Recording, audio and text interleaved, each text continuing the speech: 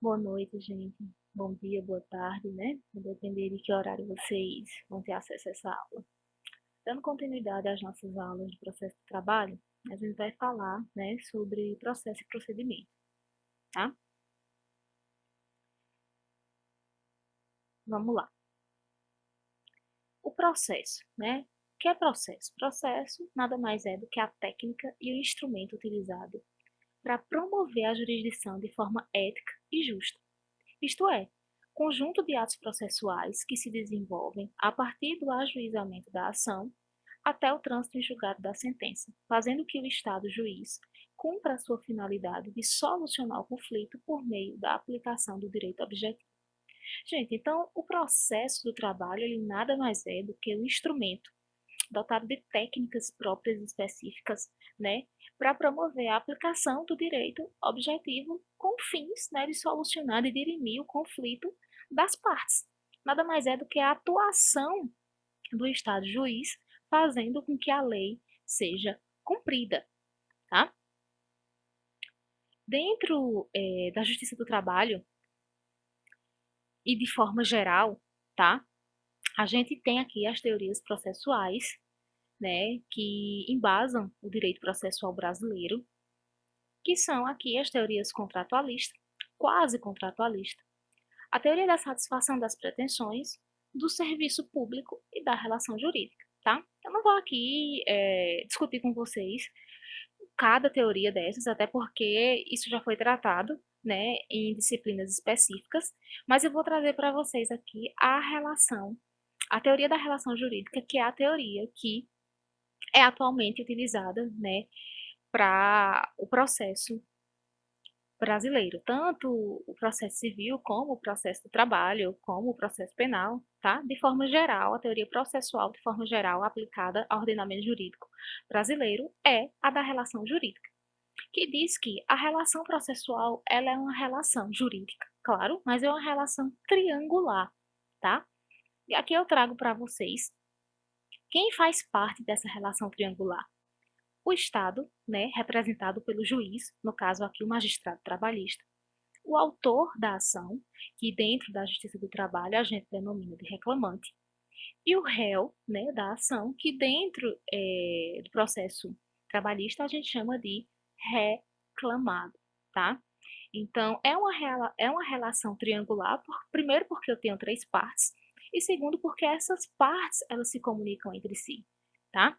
O processo, ele só passa a existir a partir do momento que o reclamante, né, ele peticiona dentro da Justiça do Trabalho. E aí ele peticiona no intuito de pedir a tutela do Estado, né, representado pelo magistrado brasileiro dentro dessa relação processual, né, quanto à solução de um determinado conflito trabalhista, tá? Ao passo que o juiz, o magistrado, né, representando o Estado e tendo que dar uma satisfação àquele reclamante sobre o que foi peticionado, né, aciona o réu ou o reclamado, né, para que ele fale e para que ele se envolva dentro do processo trabalhista, né, justificando o que o reclamante pede, tá? Então, dentro dessa relação triangular, né, eu tenho a comunicação direta sempre entre o reclamante, o Estado juiz e o reclamado, tá? Por sua vez, o, o reclamado, né, oferece uma satisfação ao Estado juiz, oferece uma satisfação ao reclamante, tá? Cabendo ao Estado juiz entender possível ou não essa satisfação. Então, eu tenho aqui, né, a relação triangular entre reclamante, Estado juiz e reclamado. É assim que funciona a, o processo trabalhista, tá? Não só o trabalhista, tá, gente? Mas o processo de forma geral dentro do ordenamento jurídico brasileiro, ok? Dentro do processo, eu ainda tenho os pressupostos processuais, tá? O que são esses pressupostos? São os elementos processuais que permitem que a relação processual ela possa juridicamente existir ou não. Ou que essa mesma relação, ainda que exista, possa ou não ser válida. Então, os pressupostos processuais, né, nada mais são que elementos, né, dentro do processo que permitem que esse processo exista, ou que ele não exista, ou que ele seja válido, ou que ele não seja válido. Então, os elementos processuais, a função deles é determinar, né, a existência e a validade do processo. Existindo esses elementos processuais, o processo existe e é válido. Ou então, não existindo esses elementos processuais, o processo, né, sequer existe ou sequer é válido. Lembrando que os pressupostos processuais, eles estão previstos no CPC, né, no Código de Processo Civil, e aí, por força do artigo 769 da CLT e do artigo 15 do CPC, né, esses pressupostos processuais e o entendimento sobre eles é trazido até o processo de trabalho de forma subsidiária, já que eu não tenho legislação trabalhista que fale acerca desses pressupostos. Embora eu tenha uma relação processual, né, uma relação triangular, né, assim como existe essa mesma relação no processo civil. Então, há essa permissividade de se utilizar o CPC de forma subsidiária para preencher essa lacuna, né, no ordenamento trabalhista, no ordenamento jurídico trabalhista, né, que não existe, tá? E aí a gente vai ver esses pressupostos processuais e vou explicar para vocês, né, qual a importância deles dentro do processo e a consequência deles, né, quando não são vislumbrados dentro dessa relação processual.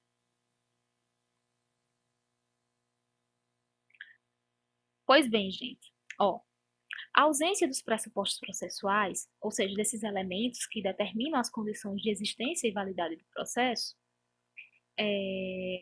a ausência deles leva à extinção do processo sem a resolução do mérito, está lá no artigo 485, inciso 4 do CPC, que é a extinção do processo sem resolução do mérito.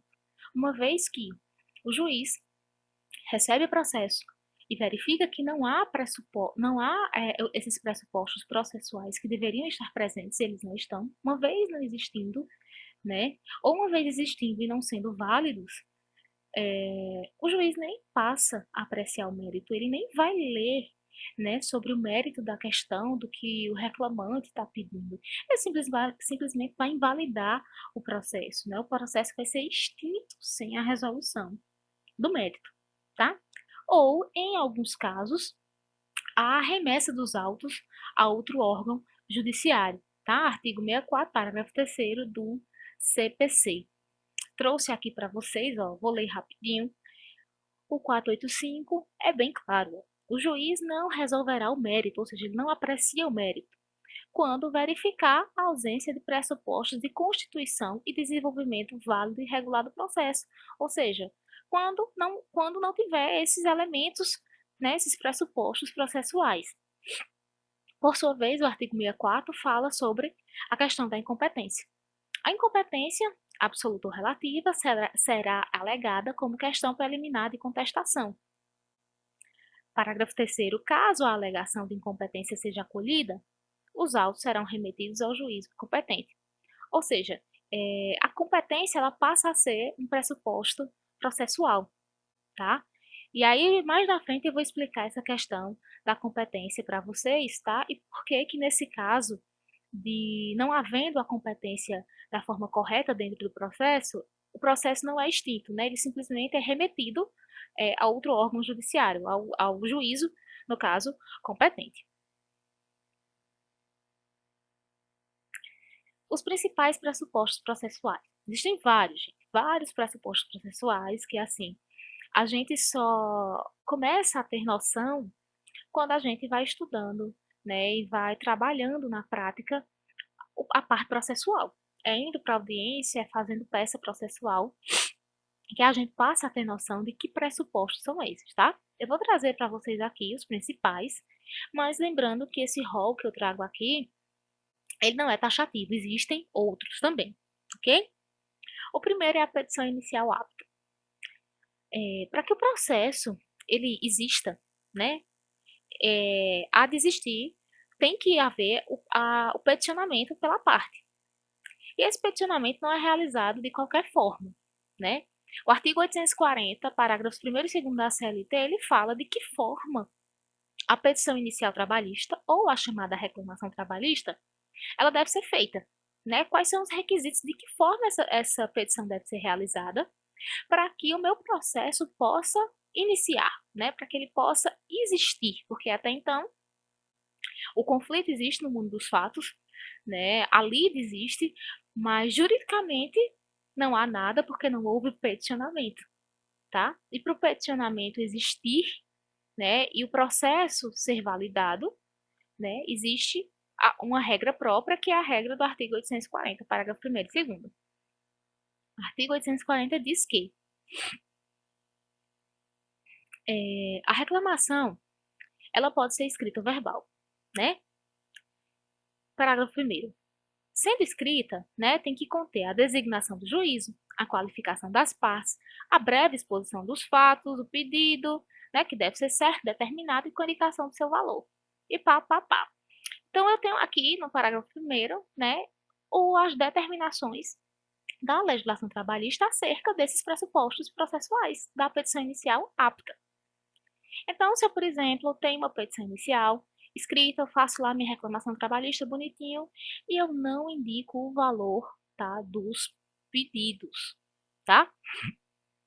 Cada pedido tem que ser o seu valor. Se eu estou peticionando e eu falo que o caso é sobre hora extra, eu tenho que dizer que eu quero a hora extra no valor de X.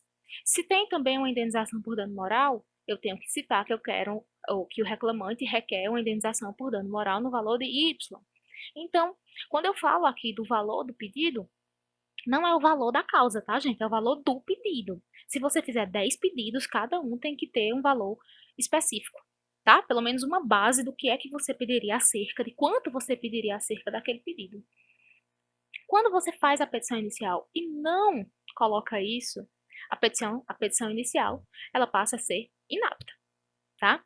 E em ela sendo inapta, qual a consequência, né? O indeferimento sem a resolução do mérito. Tá aqui, ó, artigo 485, o juiz não resolverá o mérito quando, indeferir a petição inicial. Então, a petição inicial é indeferida, né, que é um dos pressupostos processuais de validade e existência do processo, e aí o processo é extinto, sem a resolução do mérito.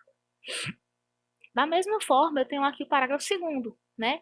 A petição pode ser verbal. Se for verbal, ela vai ser reduzida a termo em 2 vias, datadas e assinadas pelo escrivão, pá, pá, pá. Então, se ela também não, se a petição inicial verbal, a reclamação trabalhista, né, também não for feita dessa maneira, também acarreta, né, a extinção do processo sem a resolução do mérito, tá? Lembrando para vocês que a reclamação pode ser verbal lá pelo princípio do jus postulante, artigo 791 da CLT. Dando continuidade, gente, o próximo pressuposto é a citação válida, tá? E aí eu me utilizo do CPC porque eu não tenho nada necessariamente específico na CLT sobre isso. Então, o artigo 238 e 239 do CPC fala sobre a citação válida, tá? Artigo 238, né? Citação é o quê? É o ato, né, que convoca o réu, o executando ou interessado para integrar a relação processual. E, artigo 239, para a validade do processo, é indispensável a citação do réu ou executado, tá? Ressalvadas as hipóteses de indeferimento da petição inicial ou de improcedência liminar do pedido. Então, para que o processo seja válido, tem que ser feita, né? É indispensável que o réu seja citado, ou seja, trazendo para a seara trabalhista que o reclamado seja citado. O parágrafo 1º ainda fala do comparecimento espontâneo, né? Que ele supre a falta ou a nulidade da citação. Tá? Artigo 485, o juiz não resolve o mérito, né? Ou seja, quando verificar a ausência de pressuposto de constituição e desenvolvimento válido e regular do processo. Então, se a citação foi inválida, né? Se o reclamado não conseguiu ser encontrado, não houve a citação válida, ou por outro motivo, tá? Então, o processo também é extinto, sem resolução do mérito, por falta aqui, ó, de pressupostos de constituição e desenvolvimento válido e regulado do processo. Artigo 485, inciso 4º, tá ok? Lembrando que, gente, no processo trabalhista, a citação, ela é regulamentada pelo artigo 841, parágrafo 1º da CLT, tá? E aí, vários autores, eles falam sobre a citação chamando de notificação. Por quê? Na seara trabalhista não existe essa diferença entre você notificar e você citar. Citar e notificar é a mesma coisa, tá? Então, por isso que muitos doutrinadores falam, se referem à citação, mas designam como notificação. Ah, a parte tem que ser notificada, estou dizendo que a parte tem que ser citada, tá? Então, é sinônimo, notificação é sinônimo de citação. Então, o artigo 841 fala que recebida e protocolada a reclamação, o escrivão ou secretário, dentro de 48 horas, remeterá a segunda via da petição ou do termo ao reclamado, notificando-o ao mesmo tempo para comparecer à audiência de julgamento, que será a primeira desimpedida dentro de 5 dias. Então, uma vez que a reclamação trabalhista, né, foi protocolada, ao prazo de 48 horas, né, para que se presuma que ela foi recebida pelo reclamado. Se passado esse prazo de 48 horas, né, da sua postagem, a parte não verifica que não recebeu, né, o reclamado não recebeu essa notificação, cabe, tá, a ele provar que não recebeu. O que é que muitas vezes acontece na prática?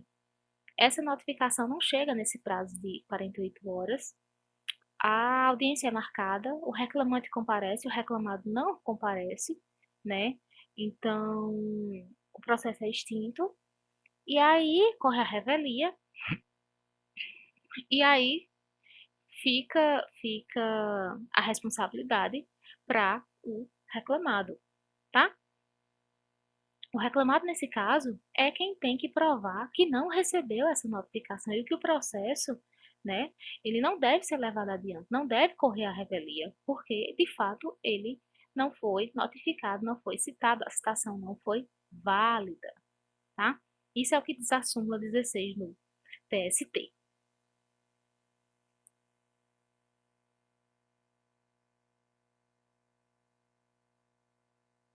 Parágrafo 1º do artigo 841, tá?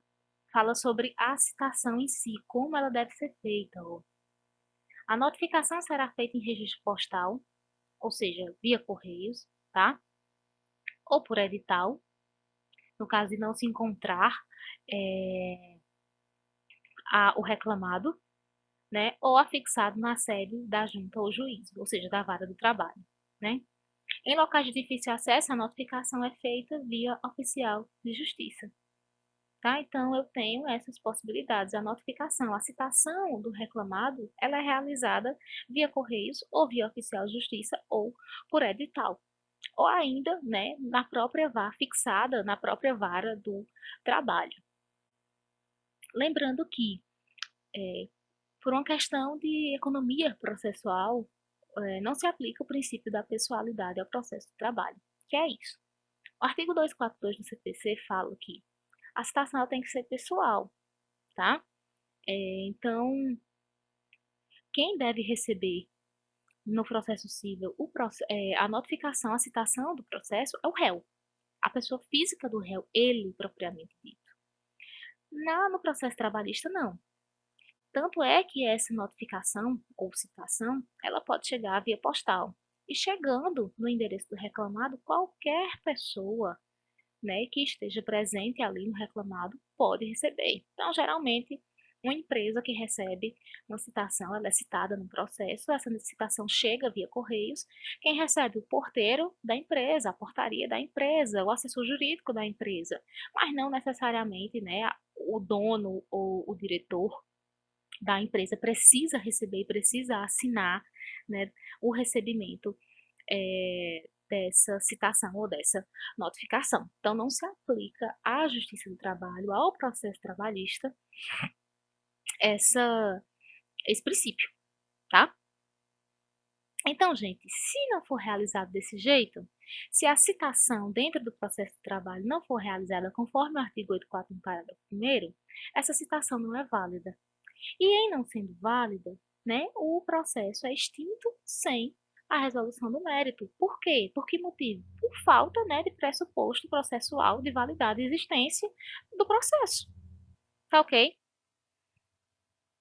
Outro pressuposto é a competência do juiz, tá? E aí a competência, eu abro um adendo, né? Está prevista aqui no artigo 64 do CPC, e ela pode ser uma competência absoluta ou relativa, né?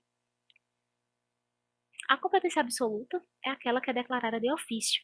E dentro do processo trabalhista, ela está ligada diretamente à matéria e à pessoa, né? A gente viu lá no início a questão das competências, que elas podem ser em razão da matéria e da pessoa ou do território. Para que ela seja absoluta e tenha a possibilidade de ser declarada de ofício, o que é declarado de ofício? O juiz, a partir do momento que verificar essa falta de competência, né, declarar isso no processo, independente das partes pedirem, tá? Essa competência, ela tem que versar sobre a matéria ou sobre a pessoa.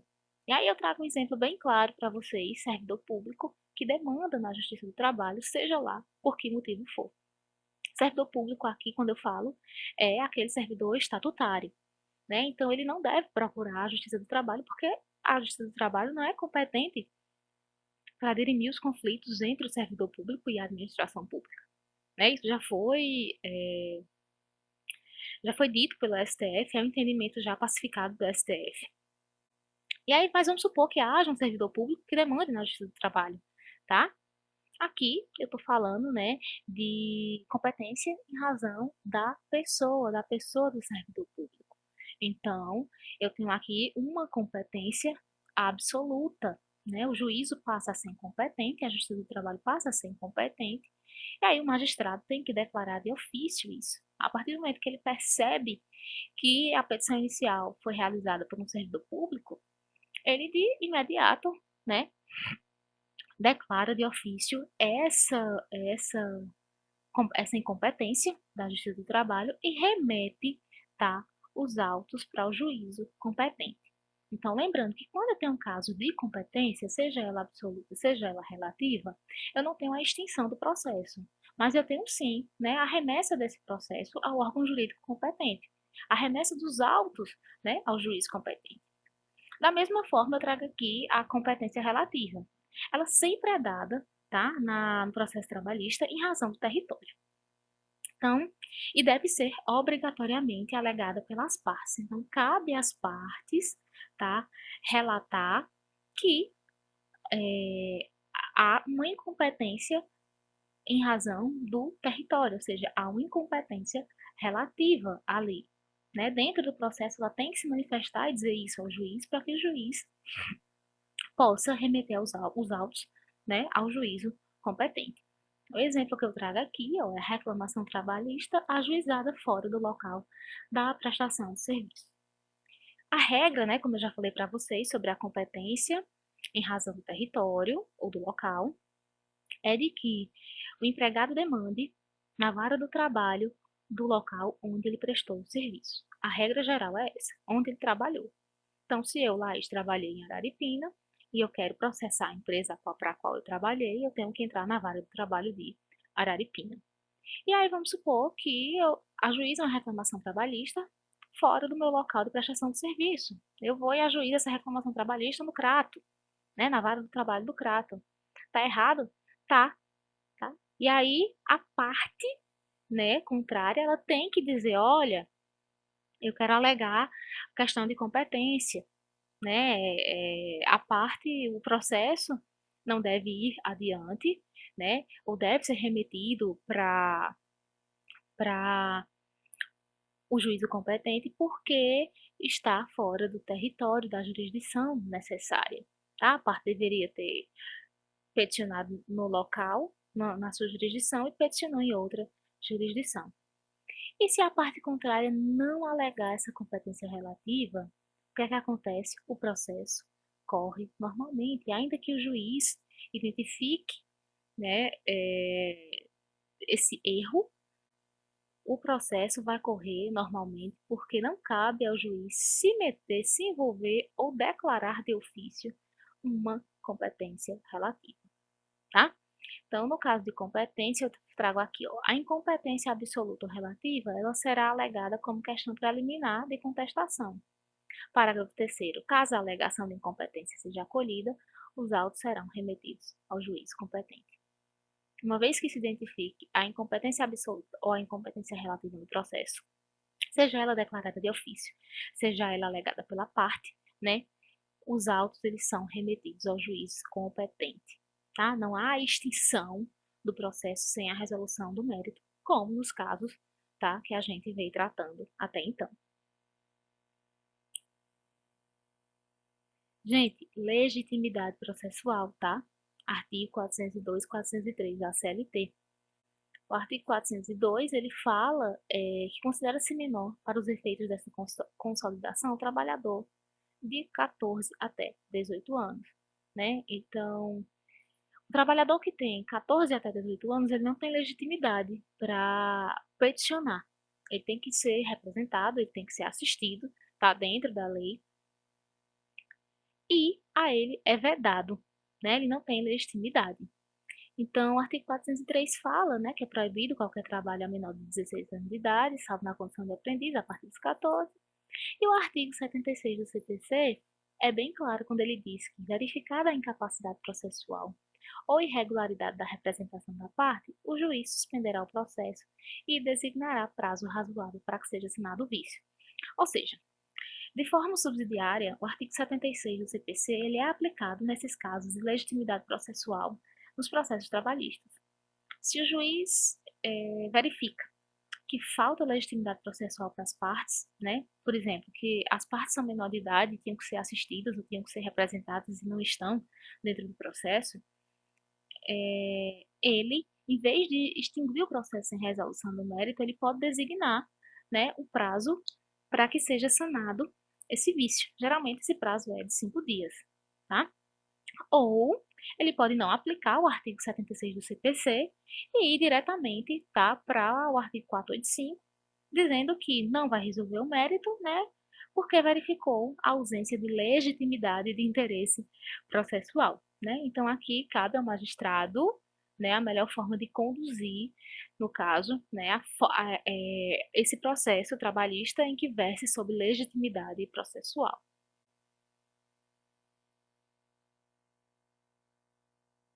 Litispendência, gente, tá? Litispendência está aqui, ó, artigo 337, parágrafo 3º do CPC. Também é um pressuposto processual, né, de existência e validade do processo. A litispendência é quando se repete a ação que está em curso. Ou seja, uma ação, né, onde eu tenho as mesmas partes, mesmo pedido, mesma causa de pedido. Eu, Laís, peticiono na Justiça do Trabalho uma determinada ação, né? Uma outra pessoa peticiona a mesma ação que eu, né? Onde há as mesmas partes, o mesmo pedido e a causa de pedir. Essa ação ainda está em curso. O juiz verifica que há litispendência, ou seja, em havendo litispendência, há a resolução, tá?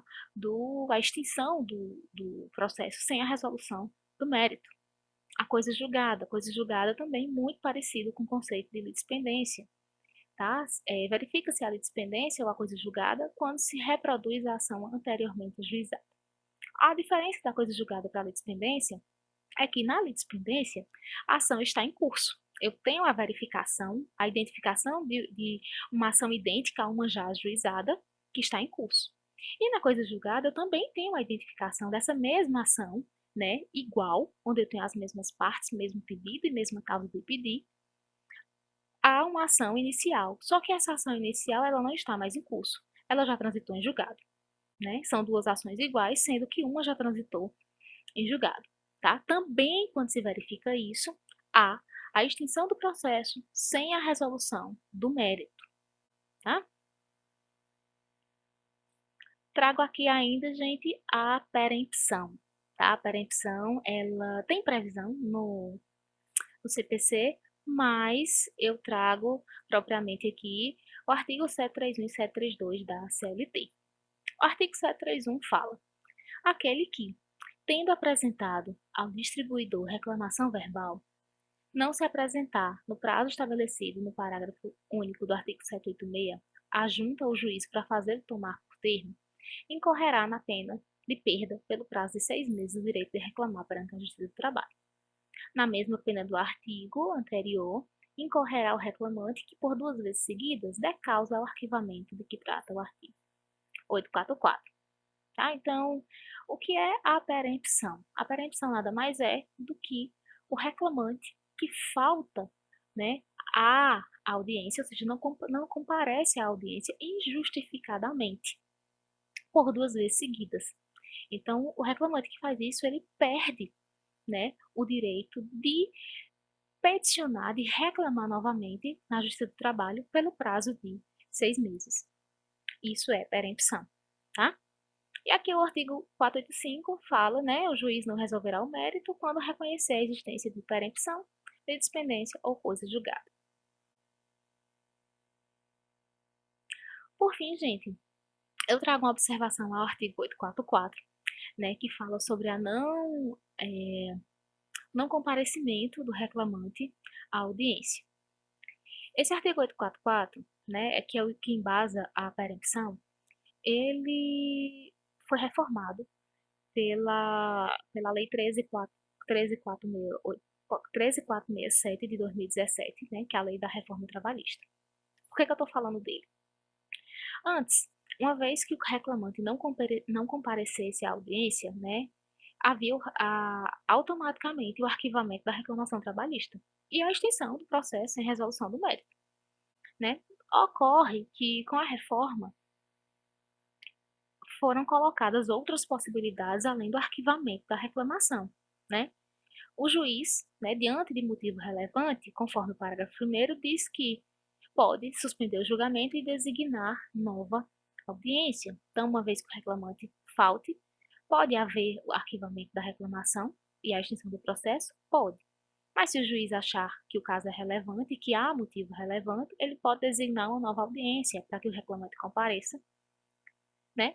E lembrando que a ausência do reclamante, né, traz a ele a condenação ao pagamento das custas processuais, tá? Ainda que ele seja beneficiário da justiça gratuita. Então, é um ônus. Uma vez o reclamante peticione e não compareça à audiência sem motivo justificado, ainda que ele seja beneficiário da justiça gratuita, ele tem que arcar com o pagamento das custas processuais, que na Justiça do Trabalho é 2% sobre o valor da causa.